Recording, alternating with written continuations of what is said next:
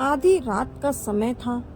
रोज की तरह एक बुजुर्ग शराब के नशे में अपने घर की तरफ जाने वाली गली से झूमता हुआ जा रहा था। रास्ते में एक खंबे की लाइट जल रही थी। उस खंबे के ठीक नीचे एक 15 से 16 साल की लड़की पुराने फटे कपड़े में डरी सहमी सी अपने आंसू पोंछते हुए खड़ी थी। जैसे ही उस बुजुर्ग की नजर उस लड़की पर पड़ी, वो रुक सा गया। लड़की शायद उजाले की चाह में लाइट के खंबे से लगभग चिपकी सी खड़ी थी। वो बुजुर्ग उसके करीब गया और उससे लड़खड़ाती जबान से पूछा, तेरा नाम क्या है?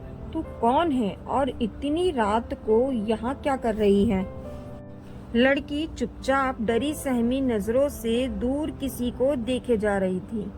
उस बुजुर्ग ने जब उस तरफ देखा जहाँ लड़की देख रही थी, तो वहाँ 4 लड़के उस लड़की को घूर रहे थे। उनमें से एक को वो बुजुर्ग जानता था। लड़का उस बुजुर्ग को देखकर झेप गया और अपने साथियों के साथ वहां से चला गया। लड़की उस शराब के नशे में बुजुर्ग से भी कुछ हिचकिचा सी रही थी। फिर भी उसने हिम्मत करके बताया, मेरा नाम रूपा है। मैं अनाथ आश्रम से भाग आई हूँ। वो लोग मुझे आज रात के लिए कहीं भेजने वाले थे। दबी जुबान से बड़ी मुश्किल से वो ये सब कह पाई। बुजुर्ग, क्या बात करती हो? तुम अब कहाँ जाओगी? लड़की, नहीं मालूम। बुजुर्ग कहता है, मेरे घर चलेगी। लड़की मन ही मन सोच रही थी कि ये शराब के नशे में है और आधी रात का समय है। ऊपर से ये शरीफ भी नहीं लगता।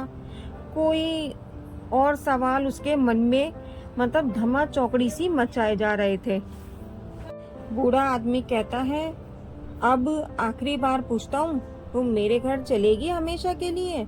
बदनसीब को अपना मुकद्दर मान बैठी, गहरे गुप्त अंधेरे से घबराई हुई वो सब कुछ भगवान के भरोसे छोड़कर लड़की ने दबी कुचली जबान से कहा, जी हाँ।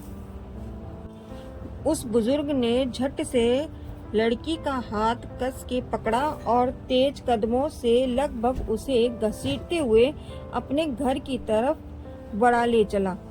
वो नशे में इतना धुत था कि अच्छे से चल भी नहीं पा रहा था। किसी तरह लड़खड़ाता हुआ अपने मिट्टी से बने जो कच्चे घर तक ना पहुंचा और कुंडी खटखटाई। थोड़ी देर में उसकी पत्नी ने दरवाजा खोला। और पत्नी कुछ बोल पाती कि उससे पहले ही उस बुजुर्ग ने कहा, ये लो, संभालो इसको, ये बेटी लेकर आया हूँ मैं हमारे लिए। अब हमें कोई बाज नहीं कहेगा। आज से हम भी औलाद वाले हो गए।